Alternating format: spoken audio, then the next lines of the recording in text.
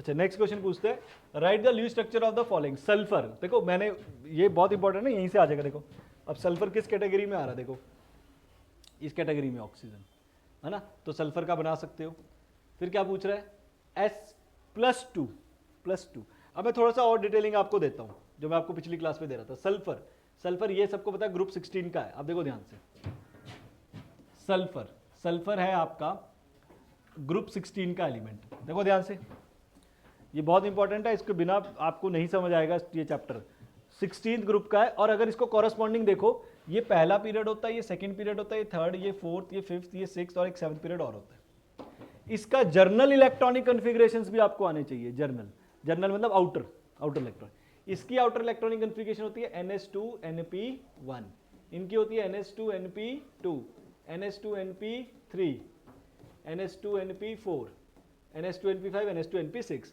अब इसकी मेरी क्या है, NH2Np4, और N होगा वो किस पीरियड में है। अब देखिए अगर हम देखें सल्फर कौन से पीरियड में जा रहा है, थर्ड पीरियड में जा रहा है।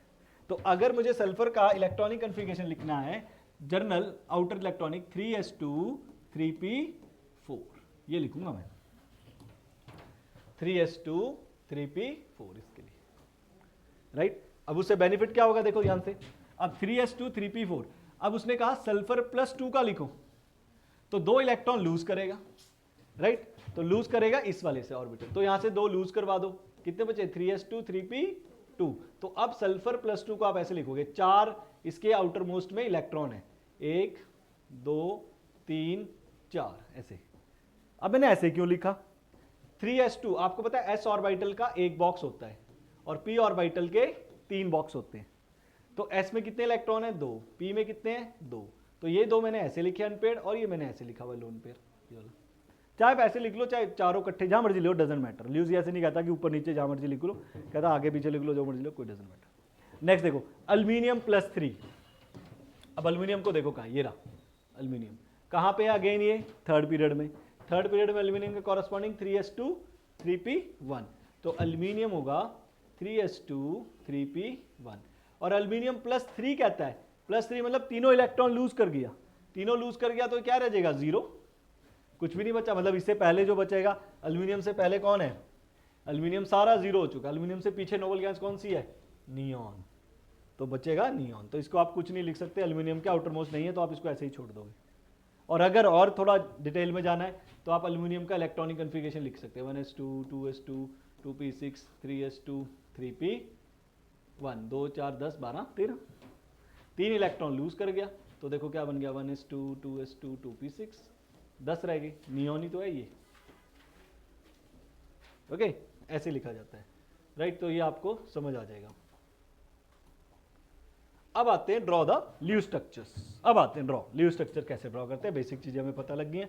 थ्योरी में मैंने आपको समझाया था, कुछ ल्यूइस स्ट्रक्चर मैंने थ्योरी में भी बनवाए थे, थोड़ा सा और समझते हैं। अब देखो ध्यान से, H2S एक होता है सेंट्रल एटम, और बाकी होते हैं उसके इर्द गिर्द वाले, राइट। सेंट्रल एटम मोस्टली वो होता है जो कम होता है, जिसकी नंबर्स कम होते हैं। अब H2S में S कम है, सल्फर, तो सल्फर को आप सेंटर में लगाओ, और जो ज्यादा है हाइड्रोजन, हाइड्रोजन आप साथ में लगा लो।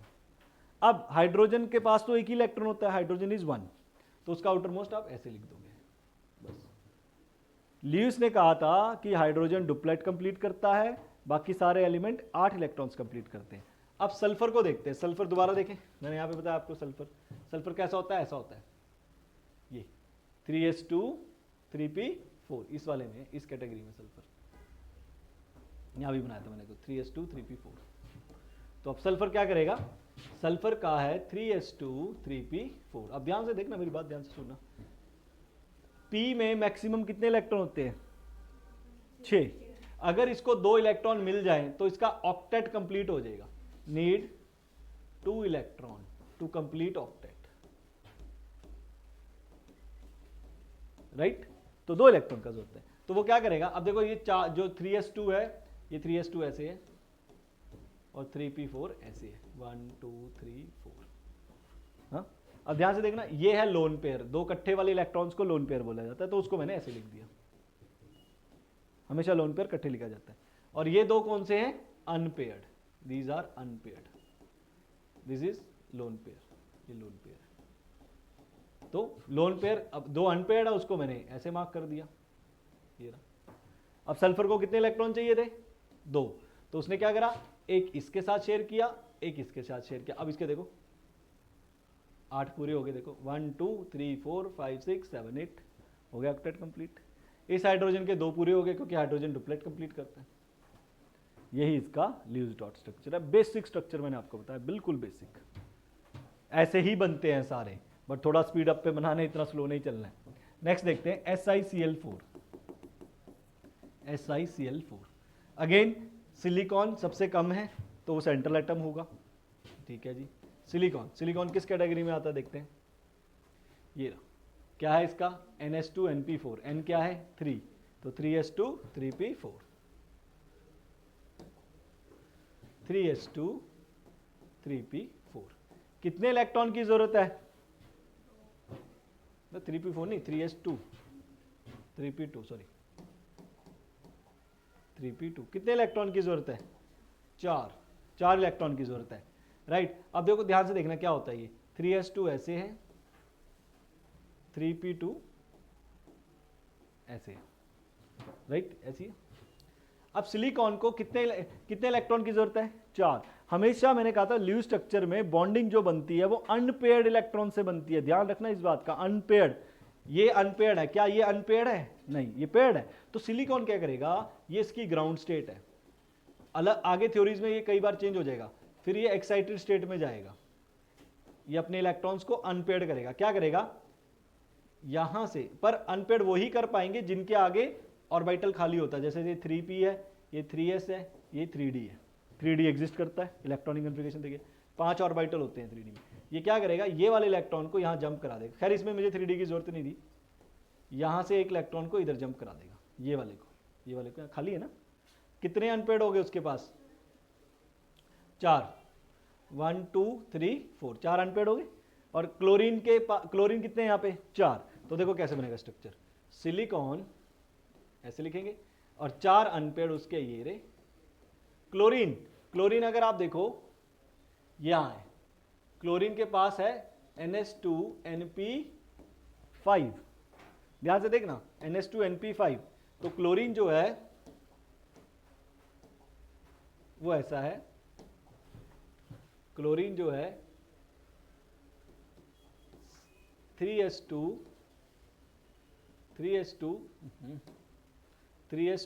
3p5। अब इसको देखते हैं ध्यान से।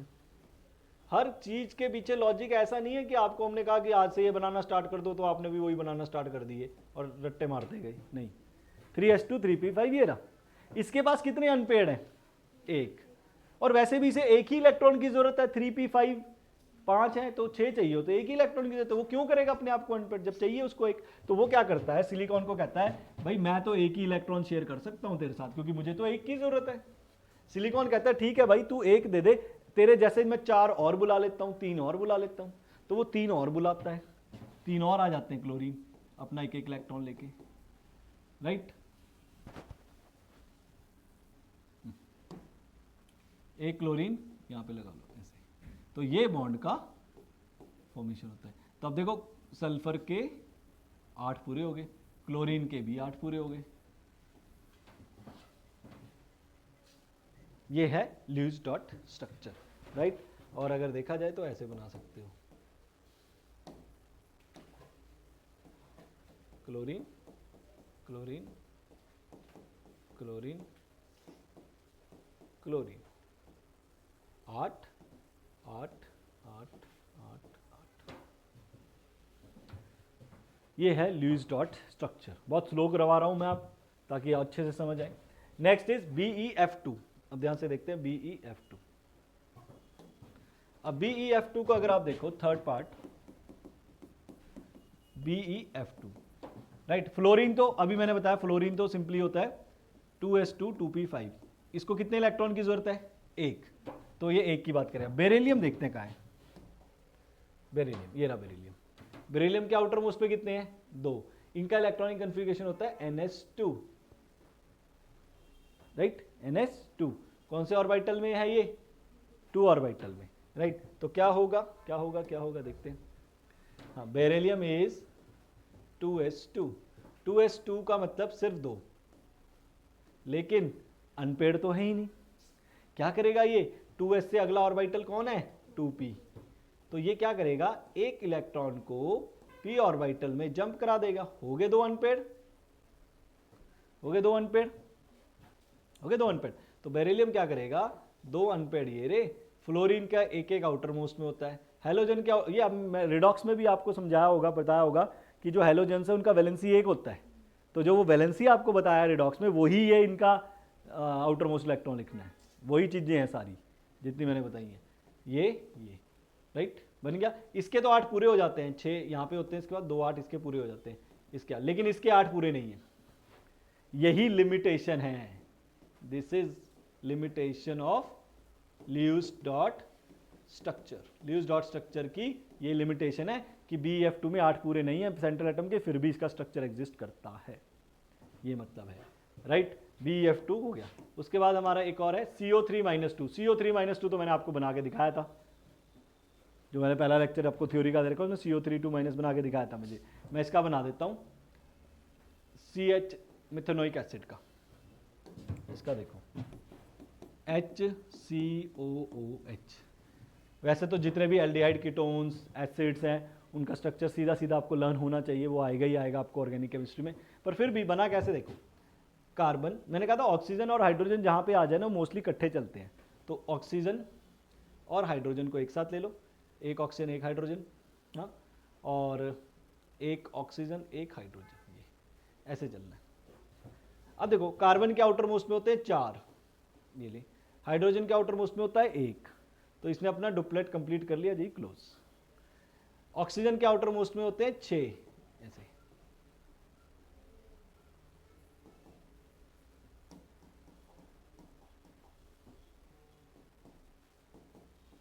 ऐसे।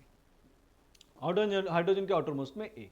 देखो ध्यान से, इसका डुप्लेट कंप्लीट हो गया, इसका भी ऑक्टेट कंप्लीट हो गया। देखो 1 2 3 4 5 6 7 8, देखो ऑक्सीजन का पूरा, इसका भी पूरा हो गया, इसका भी हो गया। कार्बन का पूरा नहीं हुआ अभी, कार्बन का 1 2 3 4 5 6 ही है। तो कार्बन देखो क्या करेगा, ये वाले इलेक्ट्रॉन को उठाएगा और यहां पे डाल देगा, ये ऑक्सीजन के साथ ऐसे बॉन्डिंग कर देगा। अब ध्यान से देखो इस ऑक्सीजन के 1 2 3 4 5 6 7 8 हो गए इसके पूरे 8। और कार्बन देखो 1 2 3 4 5 6 7 8 का एक लाइन में 2 इलेक्ट्रॉन होते हैं, 8। इस ऑक्सीजन के भी 8 पूरे हो गए, हाइड्रोजन के भी पूरे हो गए, तो ये स्ट्रक्चर बन गया ल्यूइस डॉट स्ट्रक्चर। तो फाइनली ये ऐसे बनता है HCOOH। एसिड्स के स्ट्रक्चर ऐसे ही बनते हैं। अगर मैं कुछ और बता दूं, एल्डिहाइड्स, उसका स्ट्रक्चर होता है CHO, ये एल्डिहाइड का स्ट्रक्चर होता है। यहाँ पे आप कुछ भी ले सकते हो, कोई भी ग्रुप हो सकता है, ये एल्डिहाइड बोलते हैं इसको, है ना। अगर कीटोन ऐसा होता है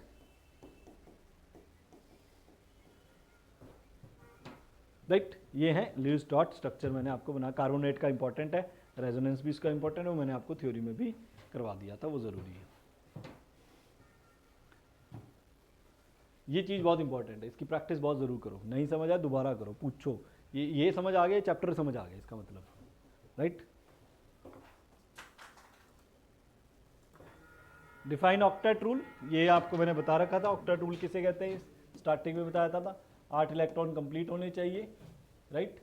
और हाइड्रोजन के केस में डुप्लेट कंप्लीट होना चाहिए। और सिग्निफिकेंस क्या है, सिग्निफिकेंस मतलब बेनिफिट क्या हुआ इसका, क्या यूज हो सकता है, इसने बता दिया था, इसने हमें काफ़ी कुछ बताया। Why do atoms combine, why do atoms combine, atoms combine क्यों करते हैं, टू कंप्लीट देयर ऑक्टेट।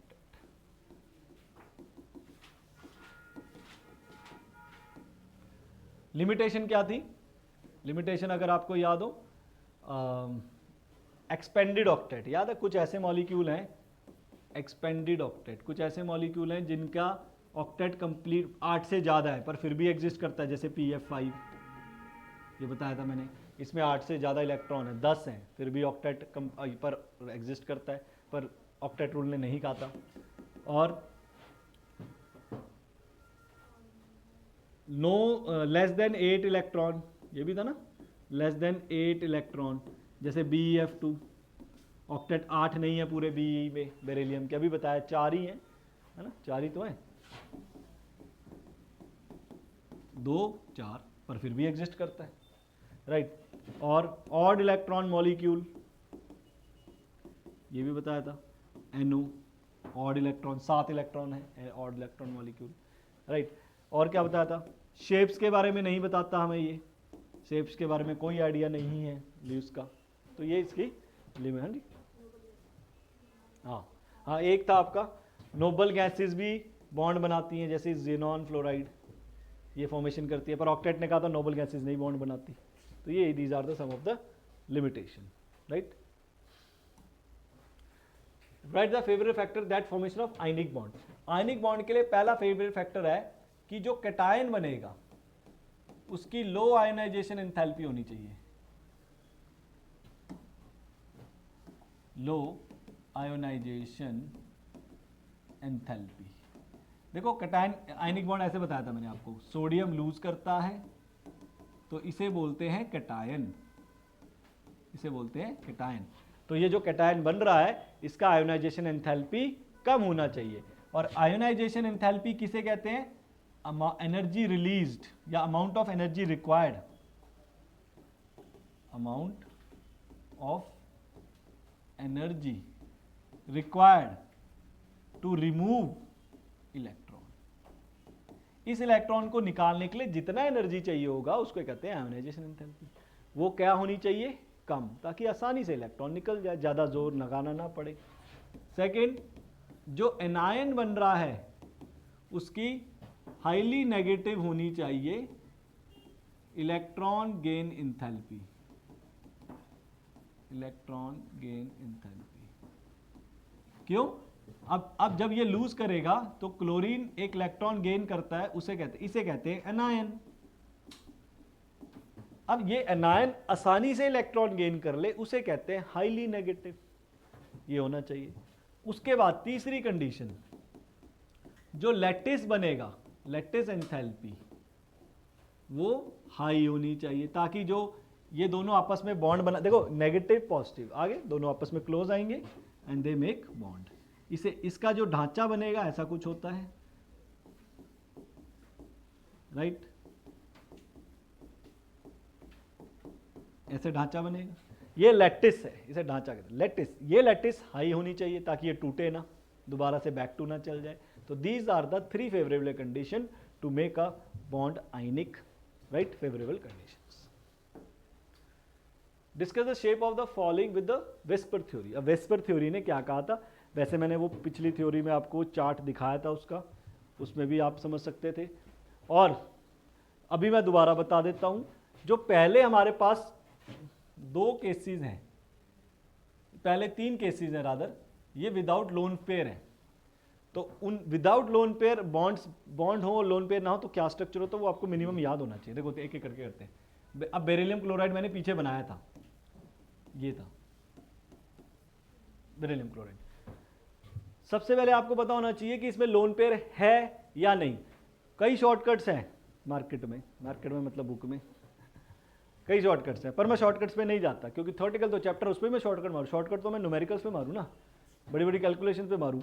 यहाँ तो जब हर चीज़ में एक्सेप्शंस आ जाती हैं तो मैं क्यों शॉर्टकट मारना है।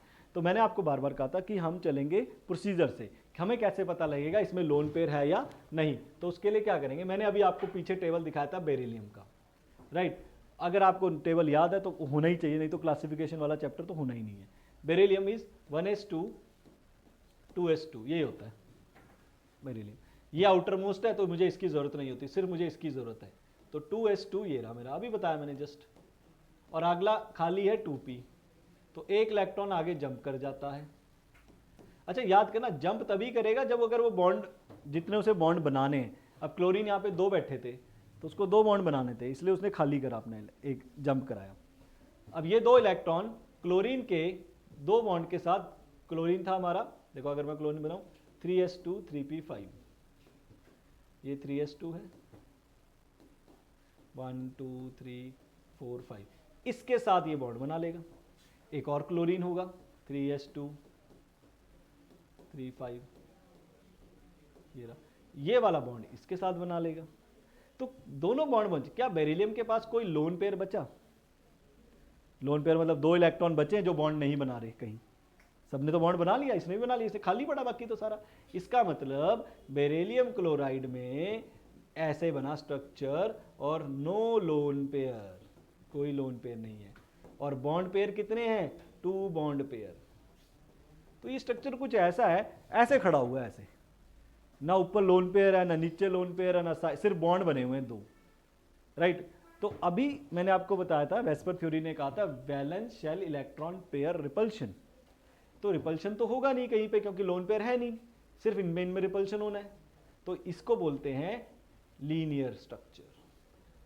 लीनियर मतलब 180 डिग्री सीधा जो होता है वो लीनियर इक्वेशन, सीधी लाइन लीनियर। और एंगल होता है इसके बीच में 180 डिग्री। लेकिन कंडीशन ये है, no lone pair, 1 bond 2 bond pair, right. ऐसे। अब सेकंड केस देखते हैं, BCl3 बोरोन, राइट। बोरोन का मैंने आपको बताया था 2s2 2p1, बेरिलियम के अगला ही है 5, 2s2 आउटर मोस्ट लिख रहा हूं मैं, पूरी नहीं लिख रहा, अदरवाइज 1s2 है। तो ये रहा 1 है 2s2, ये रहा 2p1। अब इसने कितने बॉन्ड बनाने हैं? 3। तो 3 अनपेड होने जरूरी हैं।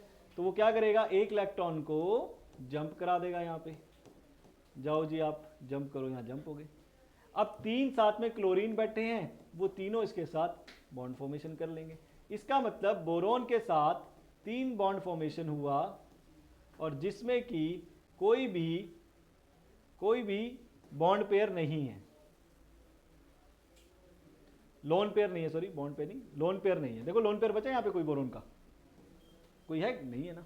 तो बोरोन कुछ 3 क्लोरीन के साथ ऐसे बॉन्ड बनाए। तो इसका मतलब नो लोन पेयर, कोई भी लोन पेयर नहीं है भैया आपके पास, 3 बॉन्ड पेयर हैं बस।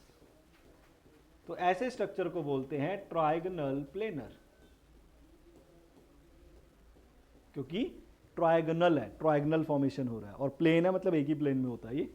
तो इसका एंगल होता है 120 डिग्री सारे, राइट। ये इंपॉर्टेंट है, ये याद होना चाहिए, उसी के बेसिस पे आप स्ट्रक्चर बना सकते हो, कोई लॉजिक नहीं चला सकते अपना ही। और वो कैसे पता लगेगा? स्ट्रक्चर बनाने के बाद। सिलिकॉन क्लोराइड, अब सिलिकॉन को देखते हैं। सिलिकॉन कौन से में है? कार्बन के नीचे। कार्बन है, इसका होता है 3s2 3p4, 6 होते हैं आफ्टर मोस्ट, 3p4। अब कितने, अब देखो अगर आप इसको बनाते हो 3s2, ये रहा 3p4, 1 2 3 4, ये रहा। अब सिलिकॉन के कितने चाहिए अनपेड? 4, क्योंकि 4 बॉन्ड बना रहे हैं। यहाँ पे अनपेड कितने हैं? सिर्फ 2। तो ये क्या करेगा सिलिकॉन, 3s2 3p है ना, 3d को लेके आएगा, भाई साहब आप आओ, ये 3d को यूज करेगा बॉन्ड बनाने के लिए, 3d का यूज करेगा वो। तो वो क्या करेगा, ये ऐसे ही रहने दो 3s2 वाले को, यहां से एक इलेक्ट्रॉन को जंप कराएगा, कहां पे? यहां पे, राइट। अब कितने अनपेड हो गए उसके पास? 4 अनपेड हो गए, राइट। सिलिकॉन का अगर नहीं दिमाग ध्यान में आ रहा तो यहां देख सकते हो, देखो, अरे ये रहा NS2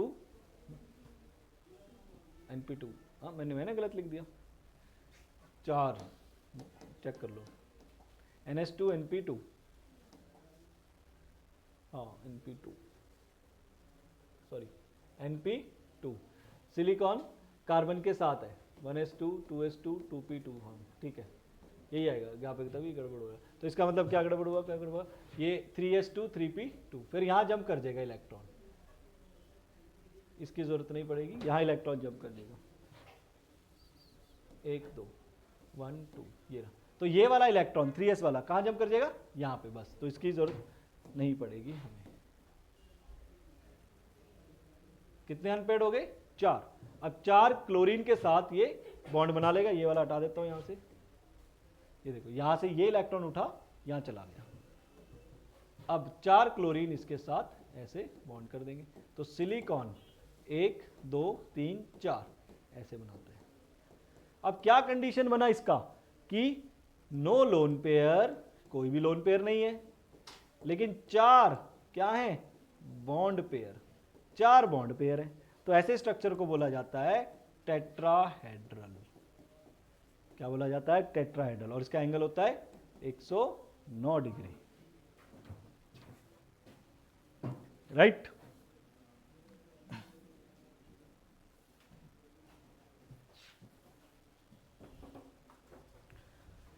अब अगर आप देखें नेक्स्ट इज AsF5। देखो AS आपका यहां पे है, ये रहा, राइट। क्या है? NH2NP3। और कौन से में है ये? 4th ग्रुप में, तो 4s2 4p3। तो 4s2 4p3 AsF5। AsF5, तो 4s2 4p3। अब इसके पास अनपेड के लिए कितने अनपेड करने पड़ेंगे? इसे 5 अनपेड करने पड़ेंगे। तो देखो कर सकता है ये, 2 इसके पास यहां पे हैं, 3 यहां पे हैं, राइट। और ये अगला इसका खाली है 4d, 4s 4p 4d, 4f भी खाली होता है इसका, राइट। तो ये क्या करेगा, मैं सीधा लिख देता हूं एक्साइटेड स्टेट, आप पेपर में ये चीजें दिखा सकते हो, राइट। और ये 4d में जंप कर जाएगा, तो 5 इसके पास बॉन्डिंग हो जाएगी, राइट। अब देखो ध्यान से, कोई इसके पास अनपेड इलेक्ट्रॉन है, अनपेड या लोन पेयर। देखो लोन पेयर कोई है इसके पास? नहीं है ना, तो ये सीधा 5 बॉन्ड बना लेगा ऐसे। और जैसे हम बना रहे हैं वैसे ही आपको बनाना पड़ेगा, क्योंकि ये ऐसा, ये कोई बोलेगा ये ऐसे ही क्यों बनाया आपने, भी 5 लाइनें ऐसे ही क्यों मारी है, टेढ़ी मेढ़ी आड़ी टेढ़ी मार दो। नहीं, the reason is VSEPR theory. VSEPR ने कहा था वो एक दूसरे से इतने दूरी पे है जहां पे उन्हें कम से कम रिपल्शन फील हो रहा है, इसलिए उनका स्ट्रक्चर ऐसा है, राइट। तो इसे हम बोलते हैं ट्रायगोनल। अब देखो इसमें क्या है, नो लोन पेयर, कोई लोन पेयर नहीं है, और बॉन्ड कितने हैं? 5 बॉन्ड, तो इसको बोलते हैं trigonal bipyramidal.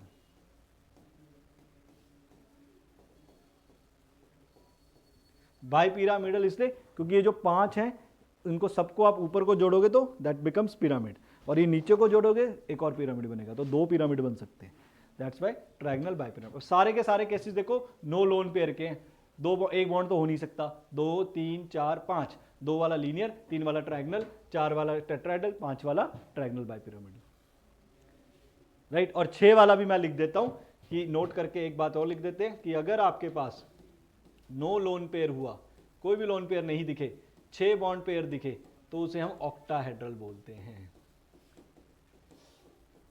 That is called octahedral. Without lone pair वाले 6 के 6 केसेस बता दिए मैंने आपको। अब अगर लोन पेयर आएंगे तो फिर चेंज, थोड़ा सा केसेस चेंज हो जाते हैं, राइट। वो जो मैंने टेबल दिखाया था उससे अगले की बात करते हैं।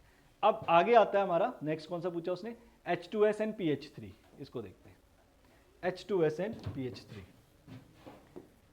H2S। अब ध्यान से देखना, अब कहानी में ट्विस्ट आएगा, कहानी में चेंजेस आएंगे, समझो।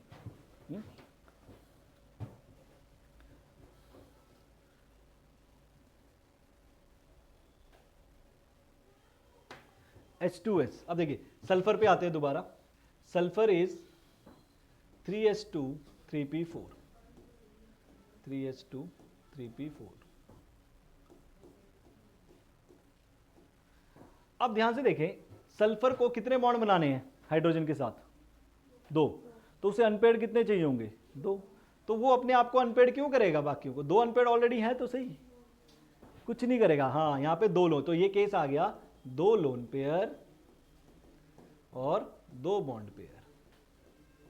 तो कुछ देखो ऐसा होगा, सल्फर और 2 लोन पेयर इसके ये रे, और 2 बॉन्ड ये हाइड्रोजन के साथ है, ये रिपल्शन फील करेंगे, ऐसे रिपल्शन फील करेंगे, राइट। तो अब इनका जो ज्योमेट्री है, ज्योमेट्री तो इसको ना बैलून दिखाते हैं, ज्योमेट्री तो टेट्राहेड्रल ही है, क्योंकि 2 लोन पेयर भी ऐसे ही लाइन ही है, लोन पेयर भी एक लाइन है, लोन पेयर 2 लोन पेयर ऐसे खड़े हुए हैं और 2 बॉन्ड पेयर नीचे हैं, तो ज्योमेट्री तो टेट्राहेड्रल ही है, लेकिन शेप में बदलाव आ जाएगा। शेप में होगा क्या, ये रिपल्शन होगी, ये यहाँ पे क्या होगा, रिपल्शन, जिसके कारण वो क्या करेंगे, ये जो H बॉन्ड सीधे होने चाहिए थे अब वो नीचे हो जाएंगे, तो ये शेप जो बन जाएगी बेंट बन जाएगी या वी शेप बन जाएगी, बेंट हो जाएगी। अब आपसे कोई पूछेगा भाई बेंट क्यों हो गया ये, वाई बेंट, राइट, तो रीजन दोगे आप ये बॉन्ड पेयर रिपल्शन के कारण ये बेंट हो गया। अब एंगल भी इसका रिड्यूस हो गया, पहले इसका एंगल टेट्राहेड्रल फॉर्म 109 होना था, अब ये कुछ 104 पॉइंट समथिंग हो जाता है, 105 पॉइंट 104.5 है, 104.5 यस। लोन नहीं बॉन्ड सॉरी, हाँ सॉरी, लोन पेयर यहाँ पे लोन पेयर आएगा, यहाँ पे लोन पेयर रिलेशन डेड हो गया। कोई पूछेगा एंगल क्यों रिड्यूस हो गया, रिपल्शन के कारण, और क्या कारण है। ये केस सेम है, सेम इसका एग्जाम्पल है, same for H2O, same example है इसका। एक ऊपर केस था PH3, राइट। अब फॉस्फोरस अगर देखा जाए तो फॉस्फोरस है आपका 3s2 3p3, ये नाइट्रोजन के नीचे है, राइट, नाइट्रोजन के नीचे, यहां पे दिखा देता हूं,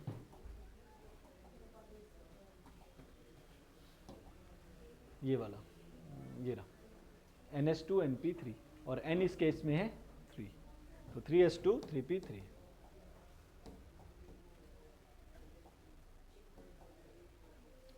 राइट, ये रहा 3s2 3p3। अब इसमें फॉस्फोरस को कितने बॉन्ड बनाने हैं, कितने बनाने हैं, 3 बनाने। तो क्या वो अनपेड करना चाहेगा अपने आप को, नहीं, क्यों करेगा अनपेड, यार जरूरत ही नहीं है ना। तो वो क्या करेगा, 3 बॉन्ड पेयर ऐसे बना देगा, और जिसमें एक क्या है यहाँ पे लोन पेयर, तो ये हो गया 1 लोन पेयर और 3 बॉन्ड पेयर। तो ऐसी शेप होती है पिरामिड, पिरामिड शेप होती है जिसमें ये काम होता है। अब देखिए, ऑल्दो कहते हैं NH3 and water molecules are distorted tetrahedral, पहले बोलते हैं डिस्टॉर्टेड क्यों बोल रहा है और टेट्राहेड्रल क्यों बोल रहा है, ये समझते हैं। Nitrogen is 2s2 2p3, right. अब एक ध्यान से देखना, एक बहुत इंपॉर्टेंट बात बताता हूं इसमें मैं, ये नाइट्रोजन है 2s 2p, हाइड्रोजन कितने हैं, 3 बॉन्ड बनाने, 3 अनपेड है। वैसे भी जो नाइट्रोजन है वो अपने इस इलेक्ट्रॉन को आगे भेज नहीं सकता, क्यों, क्योंकि 2s 2p 2d तो होता ही नहीं, तो इसमें वो ऐसे भी एक्साइटमेंट होगी नहीं इलेक्ट्रॉन की। तो नाइट्रो जो ऐसे केसेस होते हैं उसमें लोन पेयर कल्ला ही बैठा होता है, मतलब जितने भी ऊपर वाले केसेस है, फर्स्ट ग्रुप सेकंड ग्रुप है, boron carbon nitrogen oxygen fluorine, ये सारे ये अपने इलेक्ट्रॉन को एक्साइट नहीं करा सकते, याद रखना, क्योंकि इनके पास है ही नहीं ऑर्बिटल, खाली होता ही नहीं इनका। अब नाइट्रोजन के 3 अनपेड ये रहे और एक लोन पेयर ये रहा, 3 हाइड्रोजन ऐसे बॉन्ड बना लेंगे। अब वो टेट्राहेड्रल पता क्यों बोल रहा है, क्योंकि जो ज्योमेट्री होती है वो लोन पेयर को भी एज अ बॉन्ड समझती है। तो समझो लोन पेयर ऊपर खड़ा हुआ है ऐसे, 3 बॉन्ड नीचे बने हुए हैं, तो 3 और 1 4 वाला क्या होता है, टेट्राहेड्रल ही तो होता है, तो इसलिए वो बोल रहा है टेट्राहेड्रल। अब डिस्टॉर्टेड क्यों बोल रहा है, क्योंकि एक्चुअल में तो टेट्राहेड्रल है नहीं। क्या होगा, जो लोन पेयर होगा वो बॉन्ड पेयर को धक्का मारेगा, ये लोन पेयर है, इनको धक्का मारेगा, जिसके कारण ये क्या हो जाएगा, डिस्टॉर्ट, खराब हो जाएगा, इसलिए कहा डिस्टॉर्टेड टेट्राहेड्रल। वाटर को देखते हैं, वाटर का तो स्ट्रक्चर मैंने अभी आपको बनाया था, H2S का बनाया था ना, सेम है ये रहा। अब ये भी तो टेट्राहेड्रल ही है, 2 लोन पेयर ऐसे खड़े हुए हैं, 2 बॉन्ड पेयर ऐसे हैं, तो टेट्रा ही तो है, लेकिन डिस्टॉर्टेड क्यों है, क्योंकि ये रिपल्शन के कारण उसको धक्का मार देगा, तो डिस्टॉर्टेड हो गए। तो उसने कहा although the geometries are distort, bond angle in water is less than that of ammonia. अगर ये सिंपल टेट्राहेड्रल स्ट्रक्चर होते, चारों बॉन्ड होते, तो 109 डिग्री एंगल होता, लेकिन इसने इसको धक्का मारा जिसके कारण एंगल 107 पॉइंट समथिंग हो गया, राइट। और इसने और धक्का मारा क्योंकि यहां पे 2 लोन पेयर हैं, जिसके कारण एंगल 104.5 हो गया। तो इसमें छोटा है, इसमें बड़ा है, वो यही क्वेश्चन पूछ रहा है, why bond angle in water is less than, why, because why lone pair repulsion in water is more than lone pair bond pair repulsion in NH3। यहां पे लोन पेयर और बॉन्ड पेयर का repulsion हो रहा है, और यहां पे लोन पेयर यहां पे ये भी हो रहा है, बट ये रिपल्शन ज्यादा होता है वेस्पर थ्योरी के अकॉर्डिंग। यही कहते हैं ना वेस्पर थ्योरी कि लोन पेयर का रिपल्शन सबसे ज्यादा, लोन पेयर बॉन्ड पेयर का फिर, और सबसे कम बॉन्ड पेयर का। तो यही आंसर है और इंपॉर्टेंट क्वेश्चन है, पूछेगा जरूर, आता भी है। राइट, फर्स्ट टर्म के एग्जाम्स हैं तो डेफिनेटली आते हैं। अगला भी कुछ ऐसा ही, चलो ये तो simple. How do you express bond length in terms of bond order? Bond order is directly proportional to bond length. जितना ज्यादा बॉन्ड ऑर्डर होगा उतनी लेंथ स्ट्रॉन्ग। बॉन्ड ऑर्डर क्या होता है? Number of bonds. Bond length क्या होती है? ये बॉन्ड लेंथ। एन में 3 बॉन्ड है, इसमें 1 बॉन्ड है, तो N2 का बॉन्ड स्ट्रॉन्ग होगा H2 से। Bond order is number of bonds. Defined bond length, आप बॉन्ड लेंथ को आप ये कह सकते हो, that is the distance between 2 nuclei atom, half of distance between 2 nuclei bonded atom. इसके हाफ के डिस्टेंस को बोला जाता है बॉन्ड लेंथ। इनका हाफ कर दो, 2 बॉन्डेड एटम्स हैं, उनके डिस्टेंस को हाफ किया जाए, दैट इज बॉन्ड लेंथ। नहीं पूछेगा, वैसी चीजें 2-4 है। Explain the important aspect of resonance with reference to carbonate ion. Carbonate ion का मैंने आपको रेजोनेंस स्ट्रक्चर उसका बताया था, थ्योरी के आप वीडियो देखें, उसमें मैंने आपको ये बताया था ये। तो उसमें बस आपको एक इसका रेजोनेंस स्ट्रक्चर ही बनाना है। रेजोनेंस मैंने बताया था कि why the bond double bond with this only oxygen atom, why not with the other? तो it can goes with other, it can make bond with other.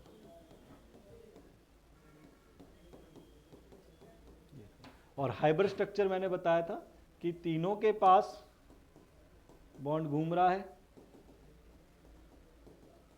तो ऐसे भी बना सकते हो, दैट मीन्स डबल बॉन्ड का लेंथ है ये। राइट, इससे पहले एक क्वेश्चन देखते हैं। रेजोनेटिंग स्ट्रक्चर्स इसके हम बना सकते हैं पहले। राइट, देखो ये रेजोनेंस के बारे में पूछ रहा है, लेकिन उससे ये इसको करने से पहले आपके रेजोनेटिंग स्ट्रक्चर्स देख लेते हैं इसके, then you come to know कि अच्छा वो उसका आंसर क्या हो सकता है। अब SO3 का स्ट्रक्चर बनाते हैं। पहले हमने सिंपल SO3 का स्ट्रक्चर बनाना, ध्यान से देखना। सल्फर 3s2 3p4, 3s2 ये रहे एंड 3p4। राइट, अब ध्यान से देखें, ध्यान से समझना इसको। ऑक्सीजन कितने हैं? 3, तो इसको 3 अनपेड करने पड़ेंगे। लेकिन अगर आप देखो, नो डाउट इसके पास आगे 3s है, 3p है, 3d भी है, लेकिन ये अगर अनपेड कर देगा तो 4 अनपेड हो जाएंगे। अगर ये इलेक्ट्रॉन को इधर भेज देगा तो 4 अनपेड हो जाएंगे। हाँ, तो वो तो 3 को तो बना देगा, 1 का क्या करेगा? खाली नहीं कर सकता वो। तो देखो सल्फर क्या करता है, ये रहा sulphur according to Lewis. Right, तो ये 2 अनपेड तो ये रहे इसके, ये रहे, और 2 लोन पेयर ये रहे। Now these 2 are lone pair. तो क्या करेगा, ऑक्सीजन को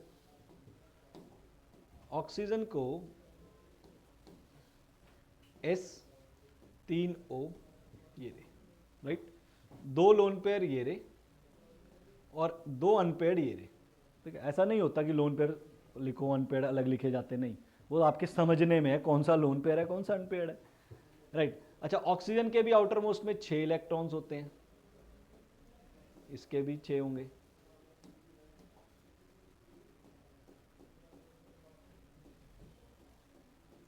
इसके भी 6 होंगे।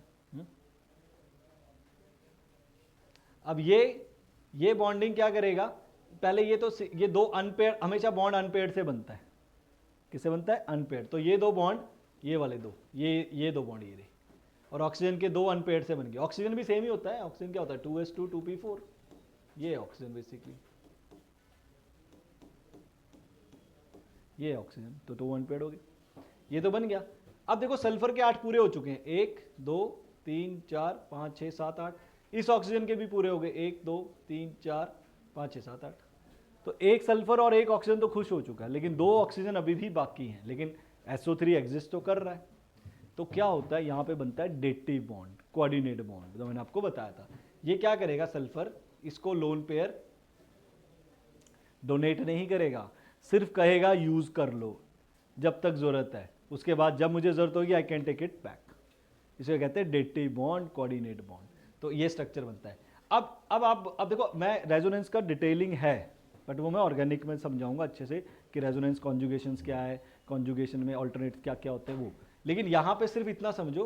अब आप कहो कि आपने सर इसके साथ डबल बॉन्ड क्यों नहीं करा, इसके साथ कर लेते, वही रेजोनेटिंग स्ट्रक्चर है। तो अब मैं क्या करूंगा, इसके साथ डेटिव बॉन्ड कर दूंगा, इसके साथ डबल बॉन्ड कर दूंगा, और सेम चीज थर्ड ऑक्सीजन के साथ, और कि इसके साथ मैं डबल बॉन्ड कर दूंगा, इसके साथ में ऑक्सीजन। यही इसके resonating structure. For the timing इतना समझना ओके है आपको, नहीं तो डिटेलिंग में जाना अभी जरूरत नहीं है, फिलहाल के लिए इतना ही। NO3 नेगेटिव, एक मैं और बनाता हूँ, NO2 आपने बनाना है, NO3 नेगेटिव, ये भी देख लेते हैं।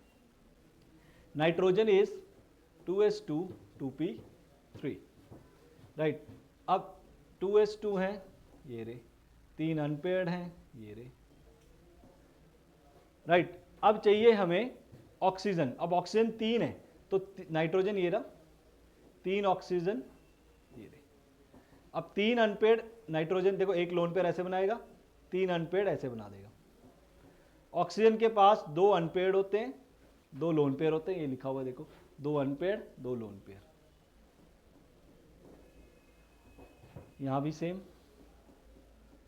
अब ध्यान से देखो, पहले नाइट्रोजन जो अनपेयर्ड है, राइट, ये वाला अनपेयर्ड मैं उठाया, ये अनपेयर्ड यहां पे लेके आया, इन दोनों के साथ बॉन्ड बना दिया, तो ये 8 पूरे हो गए। देखो इस ऑक्सीजन 2 3 4 5 6 7 8, और यहां पे 1 2 3 4 5, ये अच्छा, ये बॉन्ड, ये आप ऐसे मत कर देना कभी भी, ये पॉसिबल नहीं है नाइट्रोजन में, ये पॉसिबल नहीं है। ये बहुत इंपॉर्टेंट बात है समझने वाली। ये पॉसिबल इसलिए नहीं है क्योंकि ये जो 2 लाइनें मैंने बनाई, ये वो 2 ये हैं, ये और ये, राइट, और ये वाली और एक बना सकता है बस अब बॉन्ड। 2 लोन पेयर के साथ कभी भी बॉन्ड नहीं बनता, बॉन्ड हमेशा अनपेयर्ड के साथ बनता है, एक उसका एक बॉन्ड, एक इसका एक बॉन्ड। अगर आपने ये बना लिया, इसका मतलब आपने इसको 4 अनपेयर्ड बोल दिए, 4 तो है ही नहीं इसके पास अनपेयर्ड।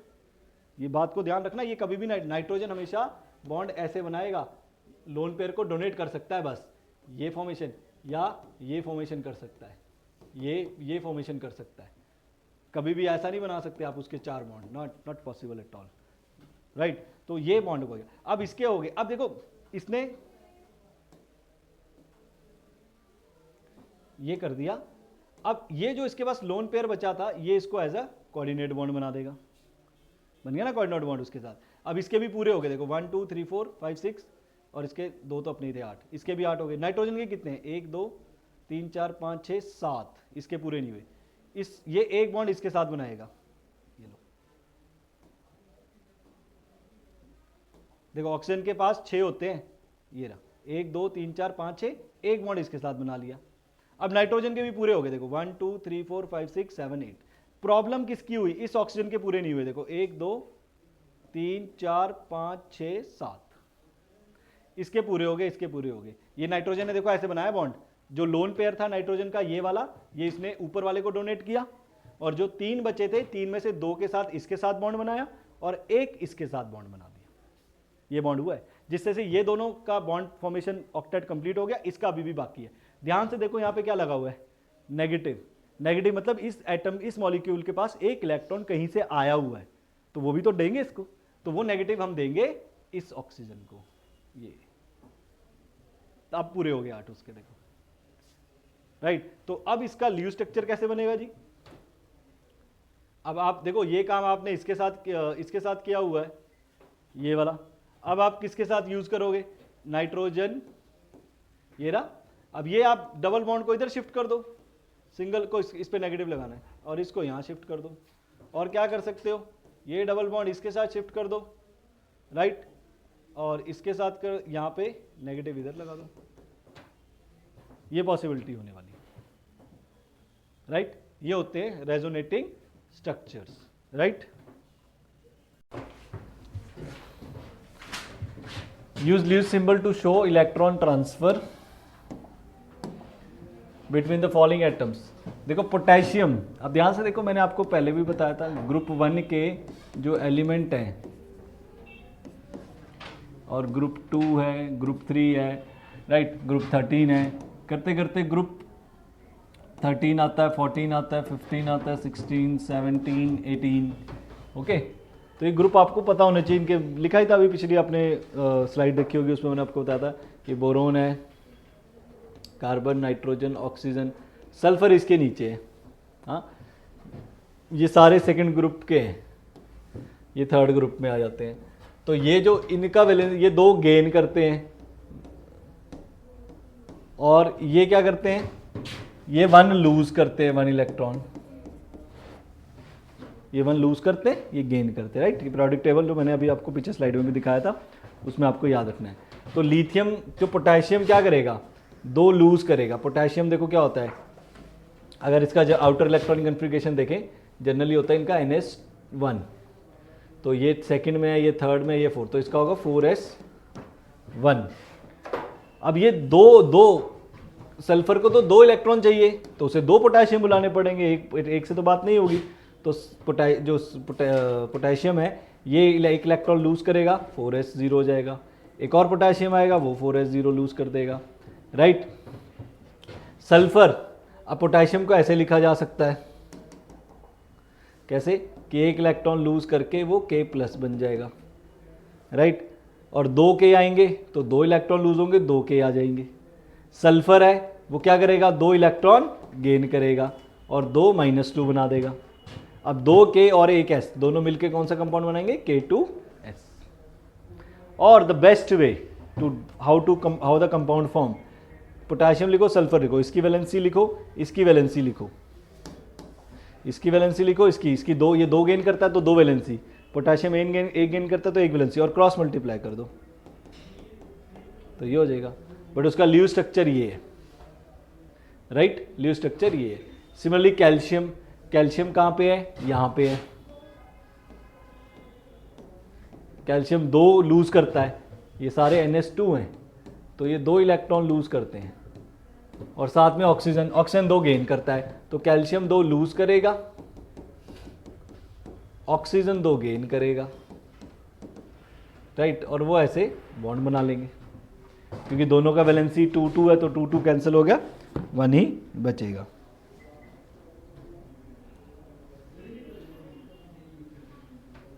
राइट। और ल्यूज सिंबल में आप अगर ऐसे भी लिखा जाता है, 2K प्लस, सल्फर के पास 8 इलेक्ट्रॉन आ जाएंगे 2 गेन करने के बाद, ऐसे। ल्यूज सिंबल लिखना है तो ऐसे लिखना है आपने, अरे ल्यूज सिंबल अगर आपने लिखना है तो ऐसे लिखना है -2, ये ओके। तो ये फॉर्म बना देंगे K2S। रेयर चांस है इस क्वेश्चन के आने के, चांसेस कम होते हैं, क्योंकि ये 9th 10th के बेसिक कॉन्सेप्ट चलते हैं, ये इंपॉर्टेंट है। ऑल्दो बोथ CO2, ये इंपॉर्टेंट है, although both CO2 and H2O are triatomic molecules, the shape of H2 molecule is bent while CO2 is linear। देखो CO2 का अगर आप स्ट्रक्चर बनाएंगे तो ऐसे बनते हैं उसके, 2 इलेक्ट्रॉन ये गेन करता है, 2 ये करता है, ऐसे ये हो गया CO2।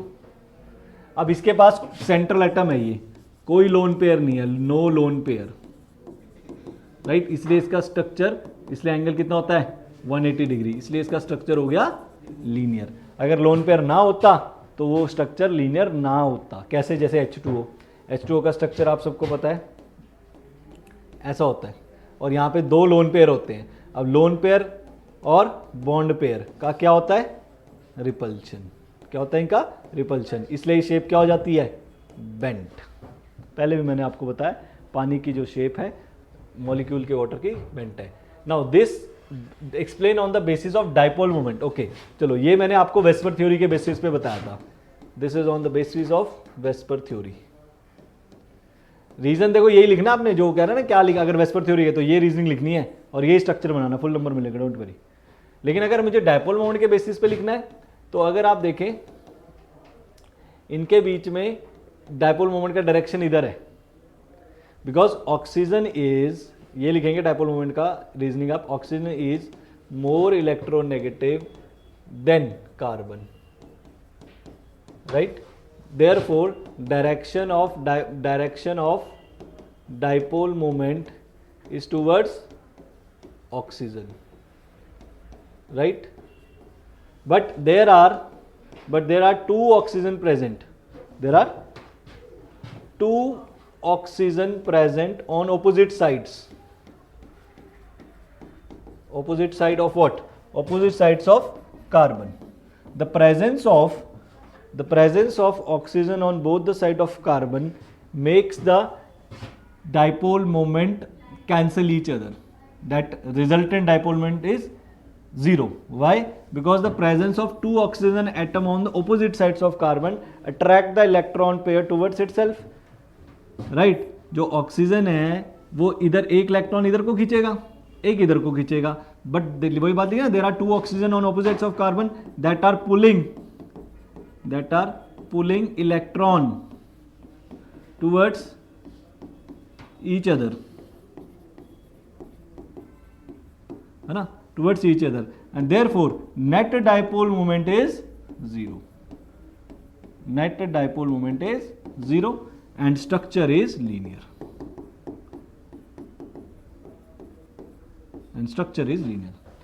जहां पे भी डायपोल मोमेंट कैंसिल हो जाए वहां पे हमेशा डायपोल मोमेंट लीनियर वाला जो ऐसे होगा उसमें 0. अगर इनके बीच में इलेक्ट्रोनेगेटिव अगर ये कैंसिल ना होते तो लीनियर ना होता. वाटर के केस में देखिए क्या होगा. अब वाटर के केस में कुछ ऐसे है, on the basis of dipole moment बता रहा हूं मैं आपको. Right now oxygen is more electronegative than hydrogen, so direction of dipole moment is towards oxygen. Direction of dipole moment it's towards oxygen atom and lone pair. Dipole moment का direction हमेशा loan pair और किसकी तरफ होता है? Oxygen की तरफ होगा, है ना. तो यहाँ पे कोई भी डायपोल मोमेंट कैंसिल नहीं होगी, कैंसिल नहीं हो सकती. देखो कुछ भी नहीं होगा. Therefore net dipole moment increases, net dipole moment increases, बढ़ जाती है. राइट और इसीलिए वो शेप जो है वो बेंट रहती है क्योंकि सारी डायरेक्शन उस तरफ के कारण. ओके ये रीजन होता. तो वाटर का, लेकिन जब उसने बोला है वेस्पर थ्योरी के बेसिस पे नहीं लिखना, डायपोल मोमेंट के बेसिस पे लिखना, तो वो जरूरी है आपको.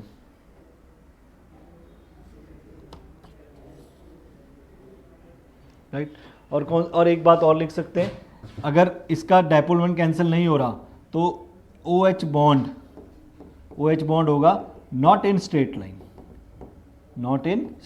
क्योंकि स्ट्रेट लाइन का ही एंगल 180 डिग्री होता है ना, इसका नहीं होगा क्योंकि डायपोल मोमेंट कैंसिल नहीं हो रहा. ये ऐसी वर्डिंग लिखनी है आपने टेक्निकली.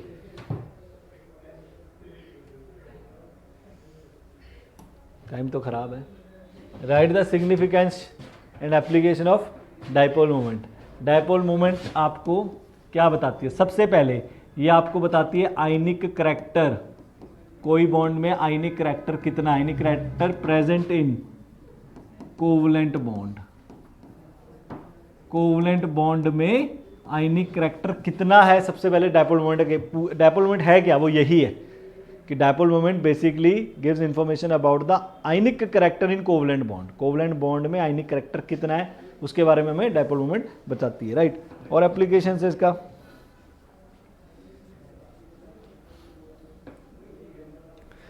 सिस एंड ट्रांस, ये आगे जाके आप पढ़ोगे, फिलहाल आप लिख लो. सिस एंड ट्रांस स्ट्रक्चर होते हैं. Cis and trans difference in structure, difference बताती है सिस और trans.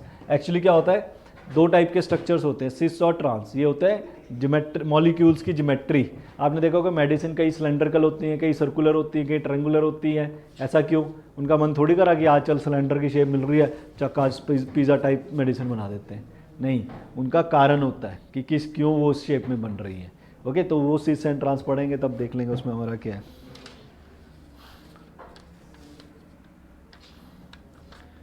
Determine to help in, हाँ ये भी आपको बताता है डिटरमाइंड इन हेल्प. डिटरमाइंड या आप ये कह लो कि it determine the polarity of bonds. Polarity मतलब पोलर कितना है. पोलर मतलब ना कि उस पर प्लस माइनस का चार्ज कितना है. ये अच्छा, ये हमें बताता है ऑर्थो पैरा मेटा आइसोमर्स के बारे में। ये भी आप पढ़ोगे ऑर्गेनिक केमिस्ट्री में। जैसे एक स्ट्रक्चर मैं बताऊं, ये होता है बेंजीन, ये होता है फिनोल, ये फिनोल का स्ट्रक्चर है। इसके यहाँ पे कोई ग्रुप लगा हो गया, मान लीजिए कोई भी ग्रुप लगा, मान लो नाइट्रो लगा, तो ये मेटा पोजीशन पे लगा है, ऑर्थो पोजीशन पे लगा है। फिर अगर कोई मैंने ऐसे लगा दिया, मान लीजिए मैंने ऐसे लगा दिया, ये ऑर्थो, ये मेटा पोजीशन है। और अगर फिर मैंने ऐसे लगा दिया तो ये पैरा पोजीशन है। ओम प्रकाश याद रखो, Om Prakash, ortho Meta para. लेकिन ये होगा जब दो बंदे दो होंगे, कल्ला नहीं होता कोई भी। मैं कहता हूँ आपके एडजस्टेंट कौन बैठा है, तो हम आपको बैठा होना चाहिए ना। अकेला बंदा एडजस्टेंट हो सकता है किसी के? नहीं, दो होना जरूरी है। तो ये ऑर्थो पोजीशन है, ये मेटा, ये पैरा। पैरा की डायपोल मोमेंट 0 होती है, इसका डायपोल मोमेंट 0 होता है। तो ये आपको इतना करने की जरूरत नहीं। अगर ये क्वेश्चन आएगा, आप सिर्फ ये बता सकते हो differentiate between ortho para Meta isomers. Isomers बोला, आइसोमर्स इसलिए क्योंकि सेम मॉलिक्यूल्स हैं। ओके, पढ़ेंगे सारा, अभी आएगा जो। Define electronegativity, what do mean by electronegativity. Electronegativity का डेफिनेशन आप आएगा तो आप लिखेंगे the ability of an atom, जैसे मैंने आपको बार बार ये बता, एग्जांपल देता हूं मैं, कि ऑक्सीजन इसमें ज़्यादा इलेक्ट्रोनेगेटिव है। क्या है वो उसी को बारे में बता। Ability of an atom to attract shared pair of electron towards itself, अपनी तरफ इलेक्ट्रॉन को खींचने की जो एबिलिटी है किसी एटम की, उसे कहा जाता है इलेक्ट्रोनेगेटिविटी। यही आएगा। और ये आपको याद रखना है, मैंने आपको था ट्रेंड याद रखना है। ये ऑर्डर लिखना आपने, first of cold and bring in some caps, hats and pants. This is the order of electronegativity. सबसे ज़्यादा इलेक्ट्रोनेगेटिव फ्लोरीन होता है, ये याद रखना पड़ेगा आपको। How does it differ from electron gain enthalpy. अब इलेक्ट्रॉन गेन एंथैल्पी क्या था? एंथैल्पी गेन से याद रखो ना, गेन चाहिए, क्या चाहिए? Electron gain. तो किसका गेन होना चाहिए? इलेक्ट्रॉन का, राइट। तो amount of energy released when an atom is added, कभी when an electron is added, non atom, when an electron is added, कभी भी कोई एटम में इलेक्ट्रॉन ऐड किया जाता है तो हमेशा एनर्जी रिलीज होती है। Amount of energy released when an electron is added to an isolated gaseous atom। किसी भी गैसियस एटम में इलेक्ट्रॉन को ऐड करने पर जो एनर्जी रिलीज होती है उसे हम बोलते हैं energy released when an electron is added to an isolated gaseous atom. Covalent bond, ध्यान से देखो, covalent bond define with a suitable example. Polar covalent bond, देखो सबसे पहले आप लिखेंगे, देखो मैं बस डायग्राम फॉर्मेशन करता हूं, आप उसको फिर अपनी वर्डिंग में लिख लेंगे। कोवलेंट बॉन्ड दो टाइप के होते हैं, नॉन पोलर और second is polar, right. Non polar वो होंगे जिनमें no electronegativity difference, no electronegativity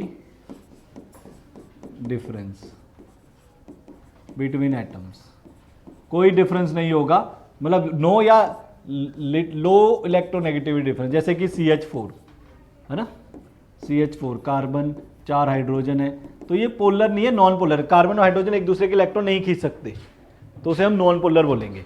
और पोलर वो होगा there is a large difference between, there is appreciable difference between, या चलो लार्ज ही लिख लो, एप्रिशिएबल क्या लिखना है, large electronegativity difference between atoms, for example जैसे पानी का, बस ऐसे आपने इसको मेंशन करना है, वेरी इंपॉर्टेंट। अभी वाले क्वेश्चन में देखिए, arrange the bonds in order of increasing ionic character. देखो आयनिक करैक्टर, प्लीज ध्यान से देखिए, आयनिक करैक्टर के लिए आपने एक ये बात याद रखनी है, जितना ज्यादा आयनिक करैक्टर होगा लैटिस एनर्जी उतनी ज्यादा होती है। ये ध्यान रखना, कभी भी लैटिस के बारे में पूछे तो डायरेक्ट होता है, inversely proportional to size of atom, inversely proportional to size, जितना साइज छोटा होगा उतना एनर्जी ज्यादा, उतना आयनिक करैक्टर ज्यादा होगा। और charge on anion, charge on anion, एक मैंने आपको बताया था स्मॉल कैटायन लार्ज एनायन, ये चीजें बताई थी। तो आयनिक करैक्टर का इंक्रीजिंग ऑर्डर बताइए, राइट, चार्ज ऑन एनायन, जितना ज्यादा चार्ज उतना ज्यादा आयनिक करैक्टर। तो इसमें जो सबसे ज्यादा अगर आप देखें, आपसे पूछता है अरेंज द बॉन्ड इंक्रीजिंग और इंक्रीजिंग आयनिक करैक्टर, सबसे ज्यादा स्ट्रॉन्ग आयनिक बॉन्ड, वो पहले इनमें सबसे पहले वो पहचानिए जो सिर्फ आयनिक है, प्योर आयनिक। तो प्योर आयनिक LIF है, क्योंकि मैंने आपको बताया था ग्रुप 1 और ग्रुप 17 वाले आयनिक बॉन्ड बनाते हैं, ग्रुप 2 और ग्रुप 16 वाले। तो LIF सबसे ज्यादा होगा, LIF में सबसे ज्यादा आयनिक करैक्टर है, क्योंकि ये बॉन्ड ही आयनिक है, इसमें कोवलेंट करैक्टर तो है ही नहीं, टोटली बॉन्ड ही आयनिक है, राइट। N2 इसमें प्योर कोवलेंट है, देखो N2 क्या है, प्योर कोवलेंट। N2 में कोई भी इलेक्ट्रोनेगेटिविटी डिफरेंस भी नहीं होगा, क्योंकि दोनों ही एटम सेम है, तो this must be on the least side, N2 वाला सबसे लीस्ट साइड में होने वाला है। अब बचे हमारे पास K2O, SO2, अच्छा K2O भी तो आयनिक ही है, यहां देखो ध्यान से, ग्रुप 1 में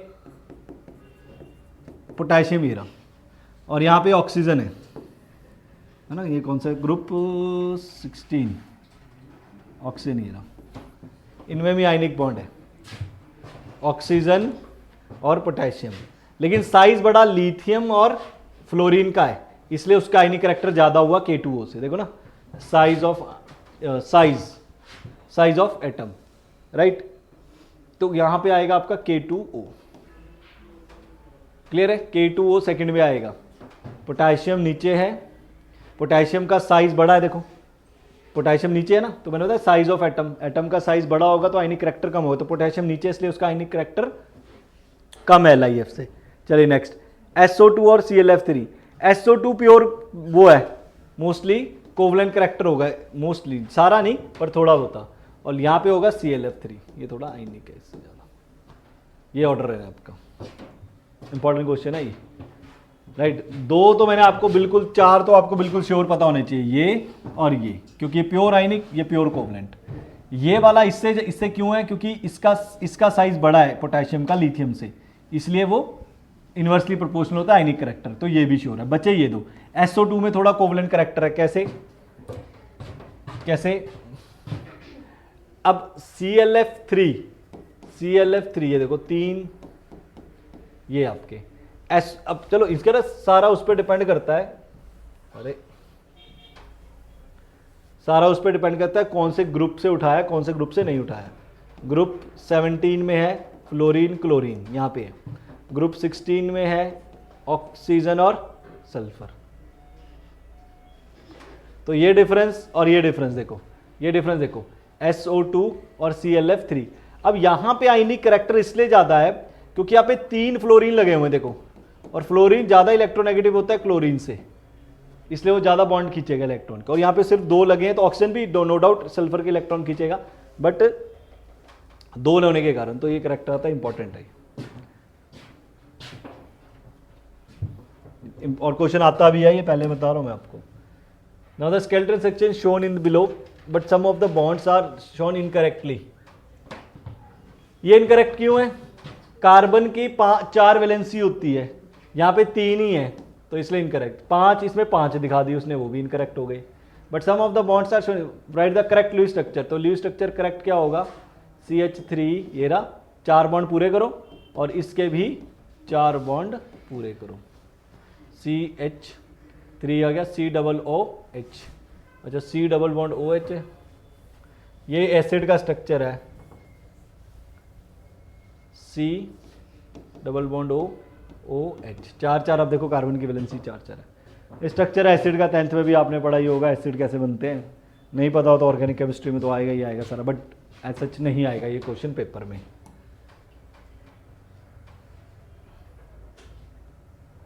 CH4 apart from tetrahedral geometry another possible geometry is square planar. देखो CH4 की ज्योमेट्री बेसिकली ये है, इसे बोलते हैं tetrahedral, this is tetrahedral. But कहता है ये भी तो हो सकती है square planar,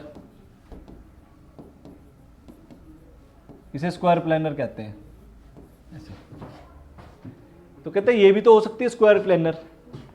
apart from tetrahedral geometry, इसकी कौन सी ज्योमेट्री है, स्क्वायर प्लेनर भी हो सकती है। कहता है ऑन द बेसिस ऑफ, आप बताइए किसके बेसिस पे बताना हमने,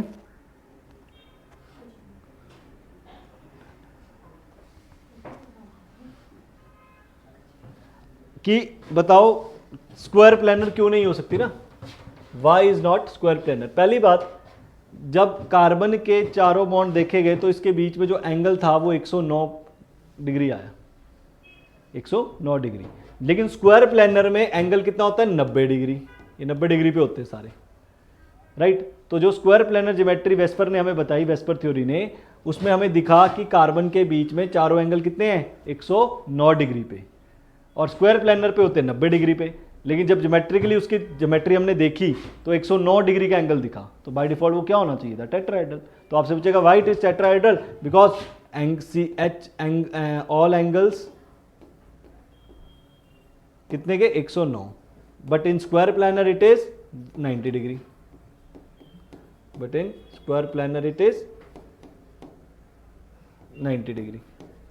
जब 90 डिग्री नहीं है, 109 है, तो बाय डिफॉल्ट वो टेट्राहेड्रल। कोई आप भी पूछेगा टेट्राहेड्रल क्यों, 2-3 रीजन होते हैं मेनली, 2-3 भी सारे लिख दो। एक तो एंगल पता होने चाहिए आपको स्टैंडर्ड, जो मैंने बताया थे, लीनियर में 180 डिग्री, 3 वाले में ट्रायंगल प्लेनर, 4 वाले में टेट्राहेड्रल, राइट। तो अगर बोलेगा टेट्राहेड्रल क्यों, ऐसा क्यों नहीं है, तो बस आप एंगल लिख दो कि उसका एंगल होता है। रिपल्शंस लिख दो कि इस पे वो मैक्सिमम रिपल्शन पे खड़े हुए हैं, राइट। ये इंपॉर्टेंट है, तो उतार लो। एक्सप्लेन वाई BeH मॉलिक्यूल है जीरो डायपोल मोमेंट। ध्यान से देखो, बेरिलियम हाइड्राइड, बेरिलियम हाइड्राइड, देखो इधर, अब देखो इसका जीरो डायपोल मोमेंट क्यों है, although BeH bonds are polar, right.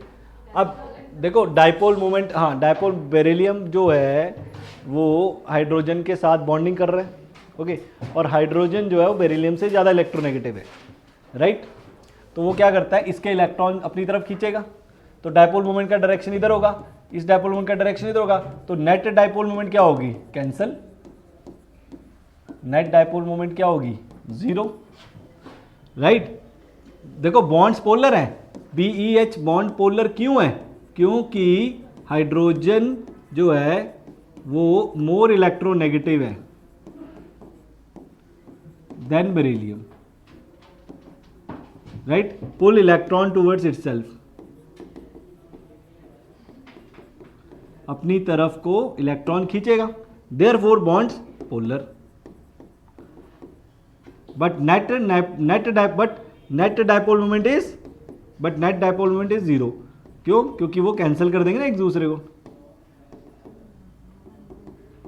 Because opposite moments cancel each other, opposite moments cancel each other। आई बात समझ, है ना, वो एक दूसरे को पुल कर रहे हैं ना, जिसके कारण कैंसिल कर रहे हैं। तो इंपॉर्टेंट क्वेश्चन है, आ सकता है, बहुत इंपॉर्टेंट क्वेश्चन है। Which out of this higher dipole moment, देखो NH3 का स्ट्रक्चर ऐसा है ये, और NF3 का स्ट्रक्चर ऐसा है ये। अब ध्यान से देखना, डायपोल मोमेंट का डायरेक्शन किस तरफ है, हाइड्रोजन की तरफ और लोन पेयर की तरफ। इधर है फ्लोरीन की तरफ और इधर है लोन पेयर की तरफ। देखो पहले तो यहां पे देखते हैं, इसमें इन NH3 में all direction of dipole moment is towards lone pair, किस तरफ है? Towards lone pair. NF3 में क्या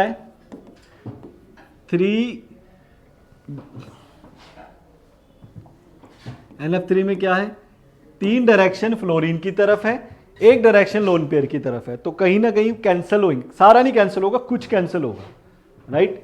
इन NF3 3 bonds dipole moment direction towards fluorine, 3 bonds dipole moments is towards fluorine and 1 towards lone pair, right. Therefore NH3 has higher dipole moment than NF3.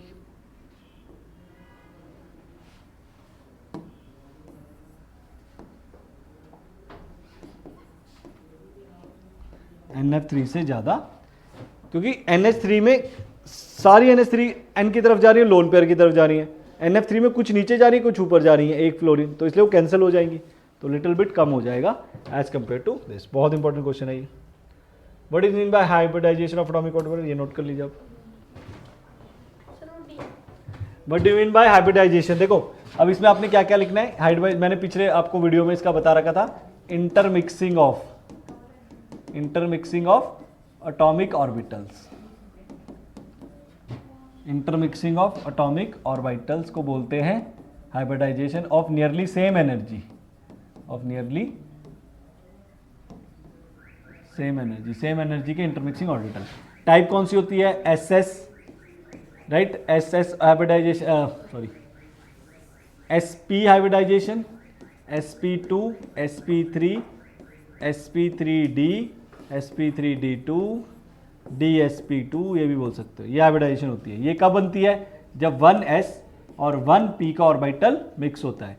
ये 1s 2p orbital mix होता है। ये 1s 3p के orbital mix होते हैं। 1s 3p और 1d। ये 1s 3p 2d, ऐसे, राइट। इनको बोलते हैं हाइब्रिडाइजेशन की टाइप्स। इसका एग्जांपल क्या है? SP का एग्जांपल है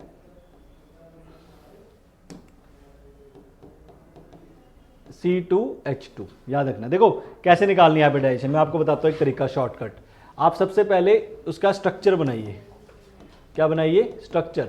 फिर आप number of sigma bond plus lone pair count करिए, उसे बोलता हूं मैं Z। अगर Z का वैल्यू 2 आएगा तो SP हाइब्रिडाइजेशन, 3 आएगा तो SP2, 4 आएगा तो SP3, 5 आएगा तो SP3D, 6 आएगा तो SP3D2। ये हाइब्रिडाइजेशन होती है। अब कैसे? देखो ये C2H2 का स्ट्रक्चर है। सिग्मा बॉन्ड होता है जो पहला बॉन्ड होता है, सिंगल। तो कितने सिग्मा बॉन्ड है इसमें हमारे पास? एक, इस वाले कार्बन के, देखो इस वाले के 1 2 सिग्मा बॉन्ड है इसमें, इस वाले के, इसको बोलते हैं सिग्मा। इस वाले कार्बन के पास भी 2 सिग्मा। तो जब 2 सिग्मा होते हैं तो कौन सी हाइब्रिडाइजेशन है? SP। तो मतलब इस वाले कार्बन की भी हाइब्रिडाइजेशन SP है, इस वाले कार्बन की हाइब्रिडाइजेशन भी SP है। सेंट्रल एटम की हाइब्रिडाइजेशन होती है। SP2, इसका स्ट्रक्चर आप लोगे C2H2।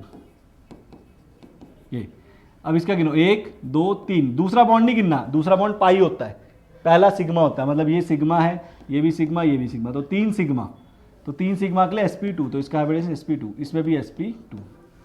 SP3, इसका स्ट्रक्चर CH4, सिग्मा, ये भी सिग्मा, ये भी 4 सिग्मा बॉन्ड, तो 4 के लिए SP3। ये SP3D में एक SP होगा, 3 P के होंगे, एक 3 P और एक D। ऐसे ऐसे करके बहुत एग्जांपल्स हमारे पास आगे जाके आता रहेगा, तो बताते जाएंगे। इंपॉर्टेंट, थोड़ा स्पीड अप कर रहा हूं मैं। Describe the change in hybridisation. Change in, देखो पहले AlCl3 का स्ट्रक्चर देखो सारे। AlCl3 ऐसे होता है। तो सिग्मा बॉन्ड कितने? 1 2 3 सिग्मा बॉन्ड, 3 के लिए हाइब्रिडाइजेशन SP2, पीछे लिखा था। AlCl4 देखो ऐसे बनता है, ये AlCl3 हो गया। अब Cl4 कैसे बना? ध्यान से देखो, Cl4 एक क्लोरीन है ये ना, राइट। इसके पास लोन पेयर, इसका 7 इलेक्ट्रॉन होते हैं, 2 4 6। एक इसने इलेक्ट्रॉन गेन कर लिया तो हो गए 8। अब ये डोनेट करता है एल्यूमिनियम को, तो अल्मीनियम 4 क्लोरीन के साथ बॉन्ड बना लेता है। अब सिग्मा बॉन्ड गिनो, 1 2 3 4, 4 सिग्मा के लिए sp3। तो change in hybridisation is from sp2 to sp3। ये है ओके, इंपॉर्टेंट क्वेश्चन था ये। Is there in change in hybridisation boron and nitrogen of as a result of the following reaction, where are the following reaction? Following reaction नहीं लिखा, reaction is BF3NH3, BF3 plus NH3। देखो इसमें coordinate bond बनता है, कैसे बनता है ध्यान से देखो। बोरोन फ्लोराइड का स्ट्रक्चर ऐसा है, ये ना, नाइट्रोजन का ये। अब मुझे एक बात बताओ, इसका हाइब्रिडाइजेशन देखते हैं। बोरोन 3 सिग्मा बॉन्ड, 3 के लिए हाइब्रिडाइजेशन sp2, 3 सिग्मा एक लोन पेयर भी होता है, 3 सिग्मा है एक लोन पेयर है इसके बाद, तो इसके लिए हाइब्रिडाइजेशन sp3। अब ध्यान से देखो, बोरोन फ्लोराइड का BF3 का ऑक्टेट कंप्लीट नहीं है, 8। देखो 2 4 6 इलेक्ट्रॉन है, एक डंडी में 2 इलेक्ट्रॉन होते हैं, 8 चाहिए। तो ये इसको बॉन्ड कोऑर्डिनेट बॉन्ड बनाता है, तो ये स्ट्रक्चर बन जाता है F3 बोरोन ऐसे ही, और ये डोनेट कर देता है नाइट्रोजन और ये। अब बोरोन की जो हाइब्रिडाइजेशन होगी वो sp3 होगी, तो ये चेंज हो गया sp2 से sp3। यही पूछ रहा था, describe the change in the hybridisation of किसका, इसका। और नाइट्रोजन का सेम रहेगा क्योंकि कोऑर्डिनेट बॉन्ड है ये, इसने डोनेट नहीं किया, यूज कर रहा है, तो इसकी सेम रहेगी। तो नाइट्रोजन का सेम रहा और बोरोन का sp2 से sp3 हो गया। Draw the diagram showing the formation double triple. ये मैंने अभी आपको बताया, C2H4 का स्ट्रक्चर बनाओ, C2H4 ये रहा, C2H2 C2H4 C2H2 ये रहा। What is total number of sigma and pi? मैं एक बना, ये अभी कितना तो सही यार, C2H4